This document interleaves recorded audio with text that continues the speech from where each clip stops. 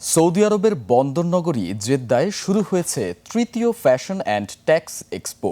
আন্তর্জাতিক এই প্রদর্শনীতে অংশ নিয়েছে বাংলাদেশ সহ ২৬টি দেশ। বাংলাদেশ রপ্তানি উন্নয়ন ব্যুরো এবং কনস্যুলেট জেনারেল জেদ্দার সহযোগিতায় উদ্বোধন হয় বাংলাদেশ প্যাভিলিয়নের। উদ্বোধন করেন নবনিযুক্ত কনসাল জেনারেল মোহাম্মদ শাখাওয়াত হোসেন। প্রধান অতিথি ছিলেন Jeddah chamber of commerce and ইন্ডাস্ট্রির বোর্ড মেম্বার মার্শাইল আল ওতাইবি।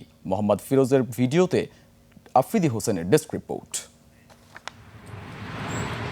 বাংলাদেশ রপ্তানি ব্যুরো ও বাংলাদেশ কনস্যুলেট জেনারেল জেদ্দার সহায়তায় ইন্টারন্যাশনাল এক্সিবিশন সেন্টার তৃতীয় ফ্যাশন অ্যান্ড টেক্স এক্সপোতে অংশগ্রহণ করেছে বাংলাদেশের ১২টি গার্মেন্টস ও টেক্সটাইল প্রতিষ্ঠান।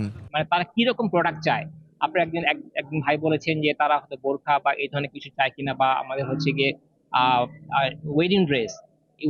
আমাদের গার্মেন্টস ফ্যাক্টরি সব রকমের ক্যাপাসিটি আছে। জেদ্দা এক্সপোর মাধ্যমেই সৌদি আরব সহ মধ্যপ্রাচ্যের বাজারে বাংলাদেশের পণ্যের বাজার সৃষ্টি করার পাশাপাশি দেশের অর্থনীতিতে বড় অবদান রাখতে চান অংশগ্রহণকারীরা। ৪ দিনব্যাপী এ প্রদর্শনী চলবে প্রতিদিন দুপুর ১২টা থেকে রাত ১০টা পর্যন্ত।